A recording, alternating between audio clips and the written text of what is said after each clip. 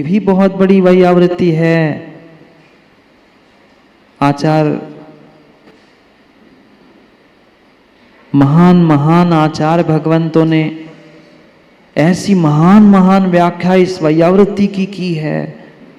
क्या अद्भुत वैयावृत्ति की महिमा की है। आचार्य वीरसेन स्वामी तो कहते हैं, जो साधक, जो धर्मात्मा, जो तपस्वी इस परस्पर में एक दूसरे की वैयावृत्ति नहीं कर पाता, वह पूछ भी नहीं पाता परस्पर में एक साथ एक घर परिवार में रहने वाले सदस्यों से क्या हो, कैसे हो, कुछ सहयोग करो, सहयोग करने वालों की भी कीमत नहीं कर पाता। वो इस धरा पर बोझ है, मनुष्य बनकर बोझ है। जो मनुष्य दूसरे किसी की वैयावृत्ति, सेवा, मदद नहीं कर पाता। शिविरार्थियों विचार कर लेना, अव्यवहारिक होकर साधना नहीं होती। अव्यवहारिक होकर कोई साधना नहीं होती, लिखी नहीं है आचार्य भगवंतों ने। आज इतने महान महान आचार्य भगवंत, आचार्य शांति सागर जी महाराज जैसे, आचार्य विराग सागर, आचार्य विशुद्ध सागर जी जैसे महान आचार्य भगवंत क्यों मिले हमें? हमें आज सबकी चकाचौंध दिख रही है, बड़े नाम, बड़े फोटो, बड़ी तस्वीर दिख रही है, पर युवाओं ध्यान रखना, घर बैठे बैठे रे सब भाई, ये विशेष फल उन्हें नहीं मिला। जब श्रावक थे आचार्य शांति सागर महाराज, उन्होंने कई महीनों तक आचार्य आदि सागर महाराज, अंकलीकर महाराज की सेवा की थी गृहस्थावस्था में, जिसका प्रतिफल उनको वह आचार्य शांति सागर की वह ऐसी श्रेष्ठ प्रभावना करने वाली पर्याय को प्राप्त करने का सौभाग्य मिला। क्या बताए, हमें लगता है महाराज 9 बजे से 10 बजे तक वैयावृत्ति होती है, हम आते हाथ पांव दबा देते, 2-4 भजन सुना लिया, इधर उधर की बातें कह दी, हम हो गई हमारी ड्यूटी पूरी। नहीं, साधक के प्रत्येक अनुकूल बातों का ध्यान रखना। कैसा ही साधु और कैसा ही साधु क्यों ना हो, भले ही उसे प्रवचन भी करने नहीं आता, उसे बोलते भी नहीं आता हो, माँ फिर भी उनके लिए पड़गान करके चौका लगा लेना, उनके आहार विहार निहार की व्यवस्था कर लेना, ये सही मायने में वैयावृत्ति है। जहाँ मंच माला माइक मिल रहा है जे जानी जी, वहाँ तो हर कोई पहुँचता है, पर जहाँ कुछ भी नहीं मिलता है, उनकी अनुकूलता, उनकी चर्या का पालन करना, ये सही मायने में वैयावृत्ति है। 10 प्रकार की वैयावृत्ति तो रट के रखी होगी ना माताओं, बहुत ज्ञानी है नागपुर की माता है, बस शब्दों का ही ज्ञान है, शब्दों का ज्ञान है। मनोज्ञ, आचार, उपाध्याय, तपस्वी, श्रेष्ठ, गान सब पढ़ा है शब्दों में, पर प्रैक्टिकल में शून्य मार्ग है। प्रैक्टिकल जीवन में कुछ भी नहीं है। अरे सेवा करेंगे, हमारा घटता क्या है? सामने वाले की अनुकूलता के अनुसार हमने उसके लिए सहयोग कर दिया, सहयोग कर पाओ नहीं कर पाओ, ज्ञानियों कम से कम पूछ ही लो मीठे 2 शब्दों से, उपवास है हाथ पैर दबा दूं, कुछ मदद कर दूं, कुछ तुम्हारी घड़ी धोती घड़ी करके मैं आप अंदर लाके रख दूं, कभी पूछा? नहीं। हम तो चाहते कि दूसरा कोई महाराज हमारी आके कर जाए, हम काहे दूसरे की करें। हो गई तपस्या। आचार्य भगवान कहते हैं वो मनुष्य धरती पर भार है, बोझ है, जिसने आज तक सही मायने में किसी की वैयावृत्ति सेवा नहीं की। मात्र कहने से नहीं होगा, निस्दिन वैयावृत्ति करैया, यूं ही नहीं तर गए। कोई कैसा ही साधक हो, कैसा ही साधु हो, कैसा ही तपस्वी क्यों ना हो, पर उसकी अनुकूलता उसे प्रदान कर लेना।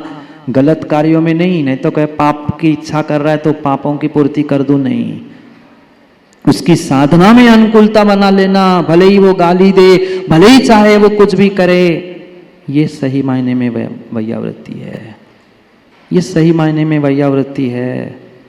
आप देखते हैं किसी माँ को सर्दी बुखार खांसी कुछ भी हुआ, तुरंत प्रण सागर जी कहते हैं ऊपर आ जाओ मैं दवाई दे दूं, तुरंत पूछते हैं।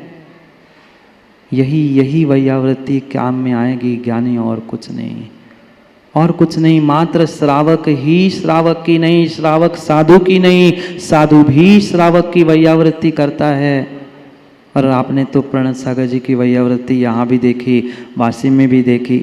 वे तो साधु की करते ही करते हैं और श्रावक को आपकी नहीं करते। यही वैयावृत्ति ज्ञानी है। कुछ अंशों में हमारे भीतर भी तो पहुँचे, हमारे भीतर भी तो पहुँचे। हम तो कुछ कर नहीं पाते। सतीश जी वही सबको देखते, अपन तो कुछ काम ही के नहीं। वही तपस्या भी करते, वैयावृत्ति भी करते, अपन तो बस बोलते रहते। ये वैयावृत्ति है, ये वैयावृत्ति है, क्योंकि मैंने तो अनुभव किया है। आपका आप जानो, आपका आप जानो। अगर अगर अगर सतीश भाई किसी को गुरु भाई मिले, अरविंद बुखारिया तो प्रणत सागर जैसा। कई बार ऐसी स्थिति हुई कि शायद डॉक्टर वैद और डॉक्टर वैद नहीं, जंगल में भी ऐसी स्थिति हमारी हुई कि पुनः लौटना संभव नहीं था, पर वहां से लौटा कर लाने वाले ये वैयावृत्ति प्रवीण प्रणत सागर। तालियां तो बजा ली, अपने लिए कब तालियां बजेगी ये भी विचार कर लेना। कब मेरा भी नाम इनमें आ जाए ये भी भानु भाई थोड़ा सा विचार कर लेना। स्वाध्याय माँ पहले वैयावृत्त तप कहा और फिर ग्रंथों को पढ़ना, दूसरों को उपदेश देना, ये स्वाध्याय नाम का व्रत कहा, स्वाध्याय नाम का तप कहा। 5 प्रकार के धर्मोपदेश, सुनना, देना, प्रश्ना, प्रश्न पूछकर उत्तर ग्रहण करना, अनुप्रेक्षा, आमनाएं, ये सब स्वाध्याय के अंतरंग तप के भेद है। सब कुछ मुझे पुनः पुनः वही पहुंचना है, मुझे स्वीकार करते हुए इन बाहर की आदतों को इग्नोर करना है, यही तप है। स्वाध्याय करते समय मेरी आंखें, मेरी कान, मेरा दिमाग, मेरी बुद्धि, मेरा मन, सब कुछ उसमें लगा है। और जब जब स्वाध्याय करो ज्ञानियों ध्यान रखना, हाथ में कुछ लेना या उंगली से उन लाइन पर हाथ घुमाते रहना। टाइम भले ही लग जाए पर तुम्हारा काय योग भी शुभ होगा। अक्सर स्वाध्याय में मन इधर उधर क्यों भटकता है? कुछ शब्द आता है, कहीं जाता है, हमारे हाथ कहीं होते, कुछ काम चलता है, वह हाथ भी चलता रहेगा, काय योग भी तुम्हारा ठीक होगा। ये स्वाध्याय नाम का तप है। कोई कितना ही कुछ कह दे, चाहे कुछ कर ले, पर फिर भी शरीर से ममत्व को त्याग करते हुए नो रिएक्शन, ये अगला व्युत्सर्ग नाम का तप है। ये अगला व्युत्सर्ग नाम का तप है। व्युत्सर्ग शरीर के ममत्व को छोड़ना, अंतरंग और बहिरंग रूप से। ये बैठे आचार्य महावीर कीर्ति महाराज, क्या अद्भुत तपस्या, बैठे हैं, ध्यान कर रहे थे, पूरे शरीर पर चींटियां लग गई, हिले नहीं। एक जगह पे कहीं राजा खेड़ा, कहीं पे वे ध्यान में खड़े हो गए थे। विधर्मी आता है और वे साधना में थे, ध्यान में थे, और सूझा मतलब बड़ी सुई, सूझा जानते, सूझा वो सुई लेकर उनके उस लिंग में चुभा के चला जाता है। हो नहीं, चू नहीं, ये था व्युत्सर्ग। हम एक मच्छर को तो सहन नहीं कर पाते, हम एक मच्छर को भी नहीं आया और फट गया। ध्यान सर्वोत्कृष्ट इग्नोरेंस की साधना, सर्वश्रेष्ठ इग्नोरेंस की साधना, जो रिजल्टेंट परमात्मा बनाने के लिए है, उसका नाम है ध्यान। सभी प्रकार का इग्नोरेंस, आदत का, अपने आप का, अपने शरीर का, अपने मन का, सभी का इग्नोरेंस, वह श्रेष्ठ ध्यान है। और वही ध्यान तुम्हें परमात्मा बनाने के लिए, ऊर्ध्व गमन करने के लिए निमित्त बनेगा। पर महाराज जी, ये अंदर की बातें हुई, बाहर हम समझेंगे कैसे? बाहर कैसे समझे कि तप चल रहा है? और हम श्रावक भी बाहर से कैसे तप करें? ठीक है, अंतरंग में तो प्रायश्चित कभी ले लेंगे, विनय कभी कभार कर लेंगे, फिर इन अंतरंग तपों तक पहुंचने के लिए, वहां तक पहुंचने के लिए, ये तो सूक्ष्म अंतरंग तप की बात हुई, सूक्ष्म ऊर्जा की बात हुई। स्थूल ऊर्जा, स्थूल शरीर का क्या करूं? क्योंकि बाहर का स्थूल शरीर अगर बैलेंस नहीं है तो अंतरंग की ऊर्जा भी बैलेंस हो नहीं सकती। और इसलिए बाह्य तप भी आचार्यों ने कहे, अनशन, नौमोदर्य, वृत्ति परिसंख्या, रस परित्याग, विविक्त से आसन और काय क्लेश, ये 6 अंतरंग तप कहे।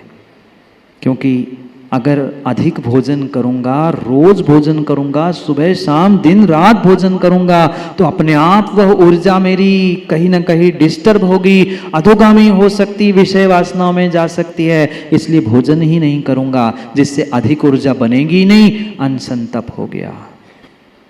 रूपांतर चल रहा है, ऊर्जा का ट्रांसफरेंस चल रहा है, आदत को बदलने की प्रक्रिया चल रही है। पहला बहिरंग तप है अनशन, स्थूल शरीर से किया जाने वाला। चारों प्रकार के भोजन का त्याग। औमोदर्य दूसरा तप।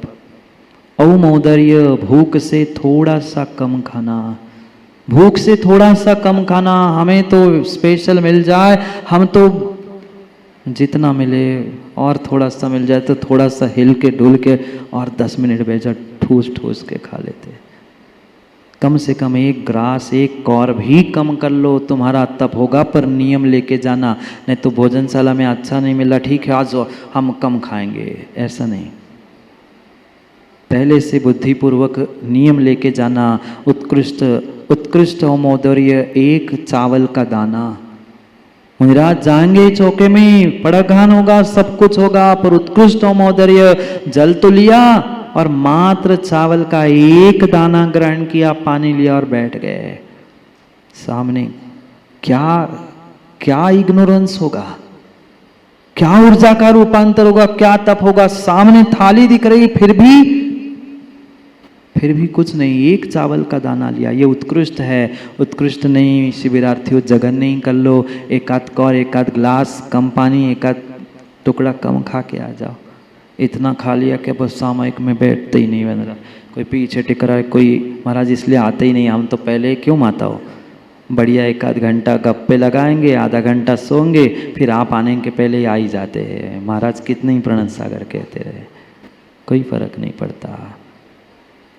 जो यहाँ तपस्वी बनकर, साधक बनकर, गुरु प्रभु के सामने बैठकर, समाज के सामने मान सम्मान प्राप्त करते हुए छल कपट कर रहा है, नियम का उल्लंघन कर रहा है, अन्य क्षेत्रे कृतम पापम धर्म क्षेत्रे विनश्यति और धर्म क्षेत्रे कृतम पापम वज्रलेपो भविष्यति।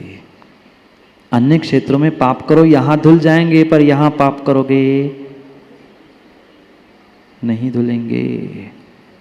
वज्रलेपो भविष्यति, भविष्य में वज्रलेप के समान प्रकट होंगे।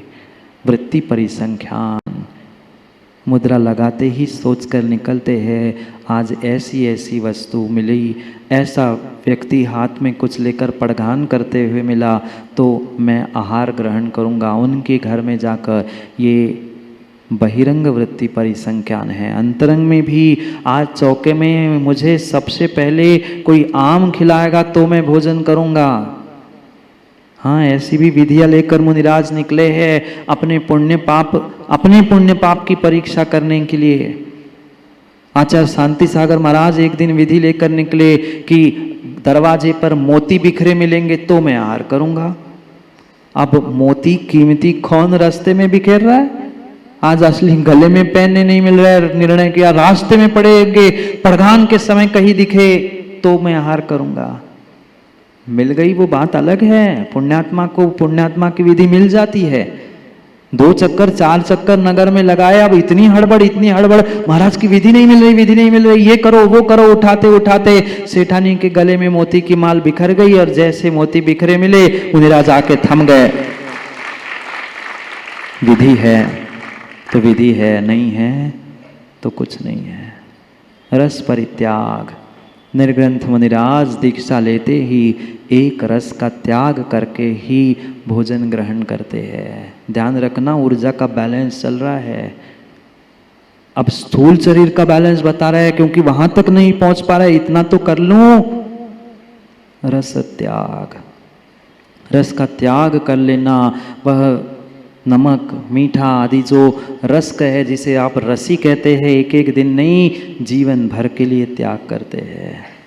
ऐसे महान महान तपस्वी है आचार्य भगवान विशुद्ध सागर जी, प्रसम सागर जी, ने जीवन भर के लिए नमक का त्याग कर दिया है। बताओ, नमक के टुकड़ों के लिए हम लड़ते हैं, मरते हैं, नमक कम है, उन्होंने त्याग ही कर दिया। रस त्याग, विविक्त शय्यासन, विचित्र प्रकार का शय्या मतलब बैठना, और अनेक प्रकार का आसन, शय्या और आसन। हम 10 मिनट, क्यों मयूर, कितने मिनट बैठ पाते हैं अनुभव? 10 मिनट नहीं, इधर से उधर से, आगे से पीछे से हिलते डुलते हैं। स्थिर करना,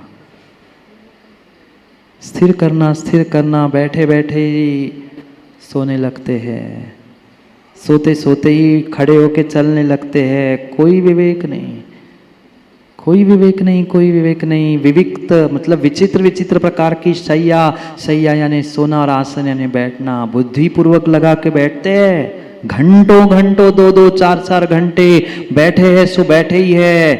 पद्मासन तो पद्मासन, जैसे बैठे, पैर भी नहीं हिला। ये तपस्या, ये साधना है, ऊर्जा का बैलेंस जो करना है। शरीर, उस दिन बताया था शिविरार्थी, याद है पर्सनालिटी डेवलपमेंट की कक्षा में, जितना तुम्हारा पोस्चर सही होगा उतना ही तुम्हारी अंदर की ऊर्जा बैलेंस होगी। सब कनेक्टेड विषय है। बच्चे पूछ रहे थे, सतीश भाई महाराज जी, इतनी कक्षा, इतने विषय, कहीं का विषय राजेश जी कहीं रिपीट नहीं होता, कितनी तैयारी।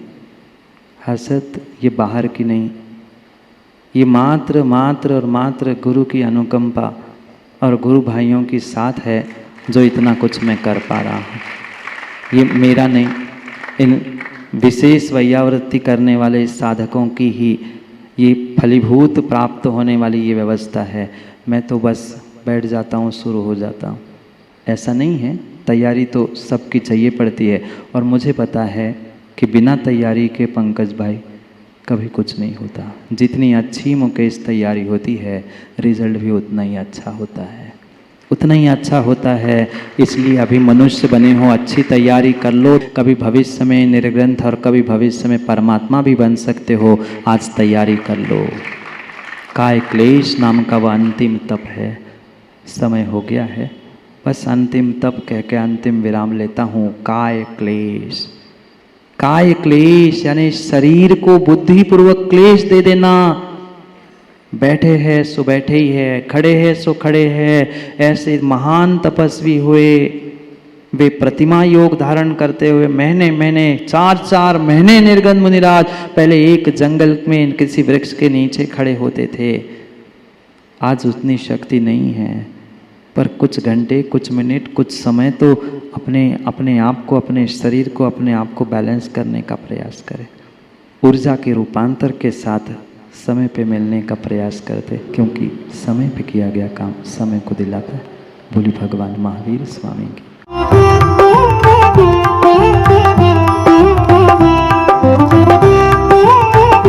राष्ट्रीय राजधानी दिल्ली से 144